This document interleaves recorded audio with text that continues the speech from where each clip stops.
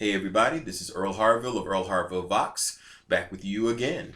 In this video, I'm going to talk about one of my favorite vocal exercises. It's the NG sound. NG, like at the end of the word sing or ring. I find it to be a great exercise tool. It's great to use as a warm-up, as a cool down, and just for conditioning the voice. It's great because we get this sensation of a lot of buzz right here in the mask area, in this part of our face. And that nasal resonance that we get from it, not to be confused with nasality, that's something different, we'll talk about that later. But nasal resonance is an important part of a song sound. No matter if you're a classical singer or a pop singer, it's an important element to have.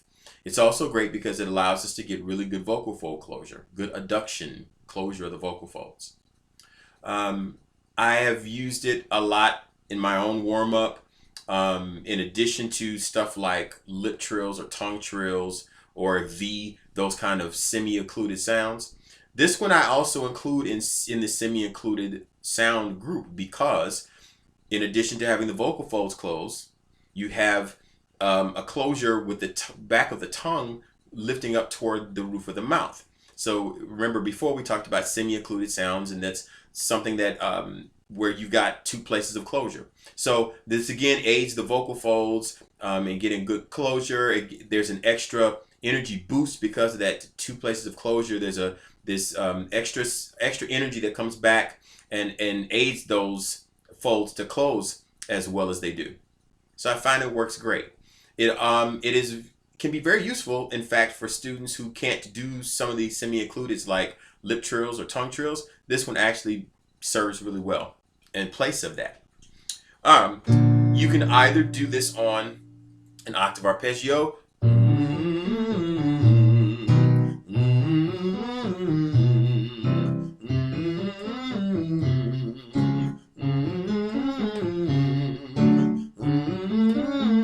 for me, I'm going through my first bridge now.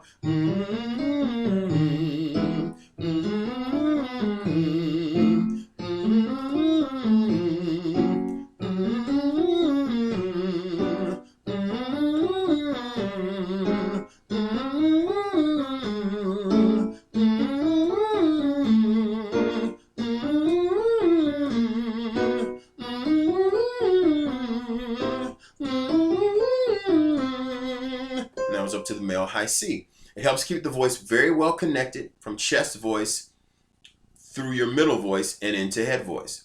So it's a great connecting exercise. And it takes a lot of, it helps students to get rid of a tendency to want to pull and put too much vocal weight. In order for you to be able to make that transition from chest into middle voice, the vocal folds have got to be able to thin and stretch, but also have that good closure. And this exercise helps quite a bit in that.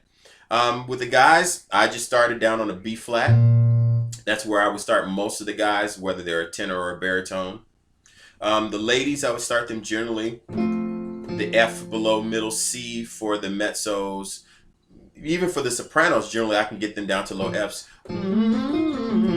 Also a great pattern to do that's really great is the octave and a half pattern.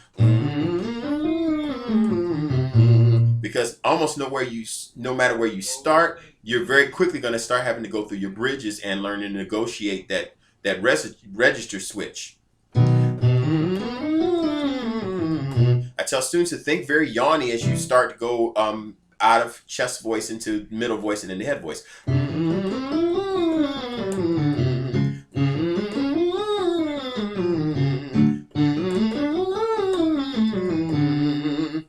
You can do the mixed double octave.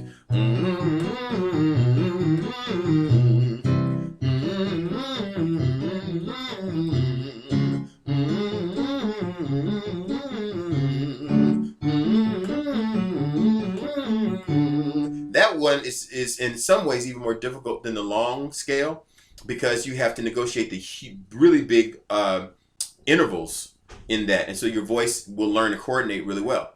It's also good sometimes to do them in a descending scale,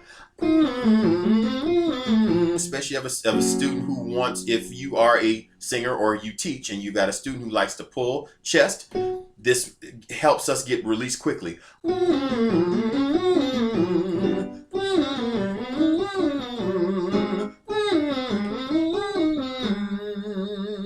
The NG sound works great, again, for good chord closure. It helps you to experience that needed nasal resonance.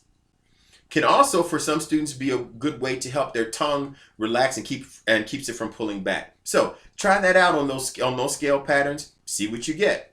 If you are looking for more detailed information, you can contact me at 562-387-8025. You can leave a voicemail, or Earl at earlharvillevox.com. Contact me, set up a free 15-minute consultation, and we'll kind of see what your trouble areas are and what things we can do to help you get to where you're wanting to get to. All right, have fun, keep singing.